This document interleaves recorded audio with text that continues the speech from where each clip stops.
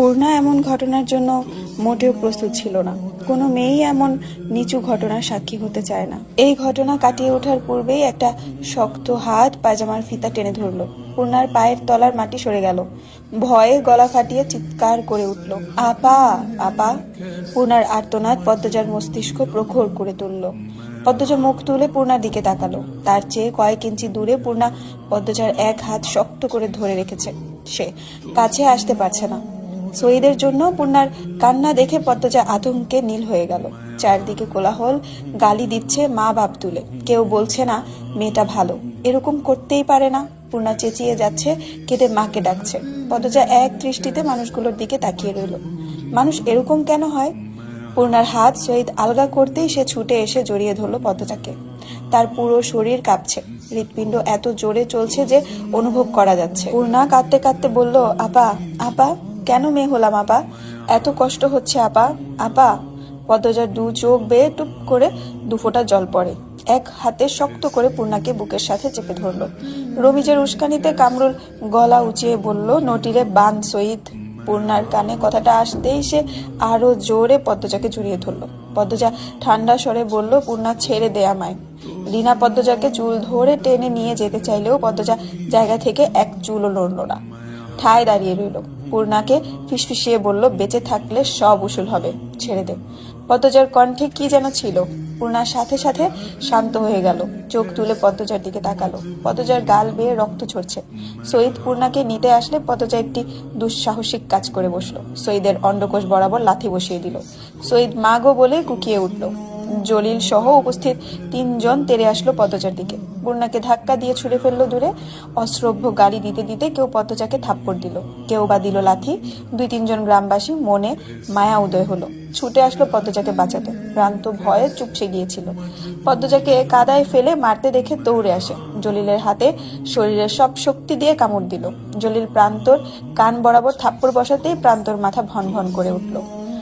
পরিস্থিতি বিগড়ে যেতে দেখে কামরুল হতবুদ্ধি হয়ে পড়েন। মনে মনে বেশ ভয় পান।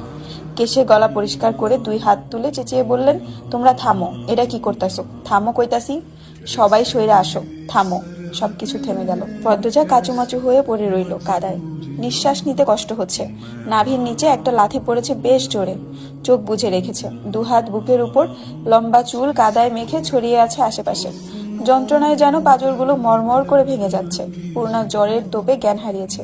হেমলতার মা মঞ্জুরা বাড়িতে ঢুকে পদ্মজাকে এভাবে পড়ে থাকতে দেখে আটকে উঠলেন। দৌড়ে এসে পদ্মজাকে তুলতে চাইলে কামরুল হুঙ্কার ছাড়েন, এই শরীরে ধরন যাইব না, যান এন থেকে। মঞ্জুরা পদ্মজার কামিজ ঠিক করে দিলেন। এরপর দুজন লোককে নিয়ে পূর্ণাকে তুলে ঘরে নিয়ে গেলেন। মঞ্জুরার বুক কাঁপছে হেমলতার ভয়ে। হেমলতা বারবার বলেছিল 2 দিন তার মেয়েদের চোখের আড়াল না করতে, আর তিনি একা বাড়িতে ছেড়ে দিয়েছেন। ইচ্ছে হচ্ছে এক ছুটে কোথাও পালিয়ে যেতে। হিমেল নাক টেনে কাঁদছে, জপ করছে হেমলতার নাম। মঞ্জুরা রেগে ধমক দেন, আহ থামতো। বাপের বাড়িতে কাউকে না পেয়ে হেমলতা চিন্তায় পড়েন। মোর্শেদ বললেন, আমরার বাড়িতে গিয়া বইয়া রইছে মনে হয়, আও বাড়ির যাই। হেমলতা মিনমিনে গলায় বললেন, তাই হবে। দুজন হেঁটে বাড়ির রাস্তায় উঠে। তখন পাশ কেটে একজন মহিলা হেঁটে যায়। কিছুটা হাঁটার পর মোর্শেদ খটকা লাগলো। তিনি ঘাড় ঘুরিয়ে তাকান। মহিলাটি অনেক দূর অবধি চলে গিয়েছে। মহিলাটার অবয়ব দেখে মোর্শেদের বাসন্তীর কথা মনে পড়লো। মনে মনে আওড়ান, বাসন্তী আইসে? পরপরই নিজের মনকে বুঝদেন, না না, হ্যাঁ আইব কেমনে, আর আইলে ও যাইব বা কেন? তিনি আর মাথা ঘামালেন না। হেমলতার বুক দূর করছে, ঠান্ডা বাতাস বইছে, তবুও তিনি ঘামছেন। অজানা আশঙ্কায় বাড়ির কাছাকাছি এসে তিনি দেখতে পেলেন মাতবরকে, মাতবরের সাথে আরো 2জন ব্যক্তি। এছাড়া বাড়ির সামনে মানুষের ভিড়ও দেখা যাচ্ছে। হেমলতার হৃৎপিণ্ড যেন থমকে গেল। মেরুদণ্ড বেয়ে বরফের ন্যায় ঠান্ডা কিছু একটা ছুটে গেল। তিনি নিঃশ্বাস বন্ধ রেখে ছুটতে থাকেন। পিছলা খেয়ে পড়ে যেতে গিয়েও নিজেকে সামলে নেন।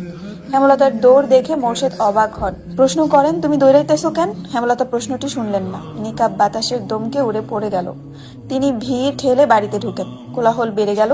এত ভিড়ের মাঝে একটা মেয়েকে পড়ে থাকতে দেখে তিনি অবাক হন। অন্ধকারে মেয়েটিকে চিনতে বেশ অসুবিধা হচ্ছে। তিনি আঙুল তুলে বিড়বিড় করেন, মেয়েটাকে? হেমলতার প্রশ্ন কারো কান অবধি গেল না।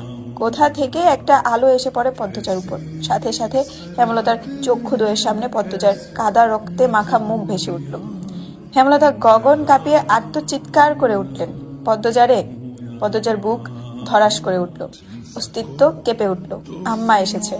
তার পৃথিবী, তার শক্তি পদ্মজা দুর্বল দুই হাতে ভর রেখে উঠে বসার চেষ্টা করলো, পারলো না। ভাঙা গলায় জোর দিয়ে শুধু ডাকলো, আম্মা আম্মা।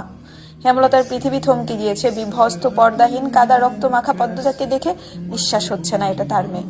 তিনি দ্রুত নিজের বোরখা খুলে পদ্মজাকে ঢেকে বুকের সাথে জড়িয়ে ধরেন। অসহনীয় যন্ত্রণায় যেন কলিজা বেরিয়ে আসছে তার। তার সোনার কন্যার একই রূপ কে করলো? কাপা কণ্ঠে বললেন, পদ্ম, আমার পদ্ম। হেমলতার বুকে মাথা রেখে পদ্মজা হাউমাউ করে কেঁদে উঠল, বলল, আম্মা আম্মা। হেমলতার পদ্মজাকে আরো জোরে চেপে ধরেন বুকের সাথে। দৃষ্টি অস্থির, বুক হাপড়ের মতো ওঠানামা করছে। মোর্শেদ বাড়িতে ঢুকে উচ্চ গলায় বলেন, এখানে এত মানুষ কেন? মাতবর মিয়া, আপনি এখানে কেন? কি হয়েছে? প্রান্ত প্রেমা দৌড়ে এসে মোর্শেদকে জড়িয়ে ধরলো। দুজন ভয়ে কাঁদছে, কিন্তু কান্নার শব্দ হচ্ছে না। মোর্শেদ বিষয়ে কিংকর্তব্য বিমূঢ়। মাতবর মজিদ গম্ভীর কণ্ঠে কামরুলকে প্রশ্ন করেন, মেয়েটার এই অবস্থা কারা করছে? এটা কি নিয়মের মধ্যে পড়ে? কামরুল মাথা নিচু করে রেখেছেন। মিনমুনি গলায় বলেন, আমি ছেলেটারে মারতে কই নেই। জলিল, সঈদ আর মঞ্জুর স্যারার নিজের ইচ্ছায় মারছে। আপনি আটকালেন না? আটকাইছি বইলাই মাইয়াডা বাইচায় আছে, আর এমন নটিদের বাঁচার অধিকার নাই। থামেন মিয়া, কার কি শাস্তি হবে সেটা আমার দায়িত্ব, আপনার না। সঈদ, জলিল আর মঞ্জুর ছেলেকে তো দেখা যাচ্ছে না। আগামীকাল তাদের আমি মাঠে দেখতে চাই। কামরুল মাথা নিচু করে রাখলেন। মজিদ হাওলাদার ভারী সৎ এবং নিষ্ঠাবান মানুষ। গ্রামের মানুষদের দুই হাতে আগলে রেখেছেন। পুরো অলন্দপুরের মানুষ মজিদকে ফেরেস্তা সমতুল্য ভাবে। 25 বছর ধরে অলন্দপুর সামলাচ্ছেন তিনি। গুড়ি গুড়ি বৃষ্টি পড়ছে, অন্ধকার গাঢ় থেকে গাঢ়তর হচ্ছে। হেমলতা কিছুতেই হিসাব মিলাতে পারছেন না। অনেক বছর আগের ঘটনা আর এই ঘটনা হুবহু একরকম কি করে হলো? তিনি নিজের ভেতর একটা হিংস্র পশুর উপস্থিত অনুভূত করছেন। কামরুলের মুখ থেকে শোনা 3টা নাম মস্তিষ্কে নাড়া দিচ্ছে প্রচন্ড ভাবে, সঈদ, জলিল আর মঞ্জুর ছেলে। মাজিদ সবাইকে উদ্দেশ্য করে বললেন, আগামীকাল সবাই স্কুল মাঠে চলে আসবেন। মিয়া, মোর্শেদ মেয়ে নিয়ে আলো ফুটতেই চলে আসবেন। এই বাড়ির পাহারায় থাকবে মদন আর আলী। আমার ছেলেকে আমি নিয়ে যাচ্ছি, ঠিক সময় সেও উপস্থিত থাকবে। সূর্যের প্রখর তাপে সমস্ত প্রকৃতি যেন নির্জীব হয়ে উঠেছে। উপস্থিত সবার মধ্যে চাপা উত্তেজনা কাজ করছে। রমিজালি, হারুন রশিদ নামক দ্রুত মানুষগুলোর চোখ ছানা বড়া। মজিদ মাতব্বর ধীর শান্ত কণ্ঠে বললেন, আপনারা চাইলে সময় নিতে পারেন আজ এখানে। হেমলতা কথার মাঝে আটকে দিয়ে বলল, আপনি বিয়ের তারিখ ঠিক করুন।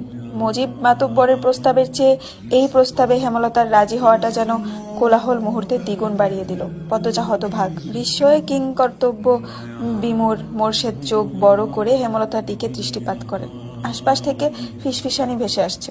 মজিদ মাতব্বর মৃদু হাসলেন। এরপর আনন্দ সহিত সবাইকে নিয়ন্ত্রণ করলেন, আগামী শুক্রবার আমার ছেলের সাথে মোর্শেদের বড় মেয়ের বিবাহ। আপনাদের সবার নিমন্ত্রণ।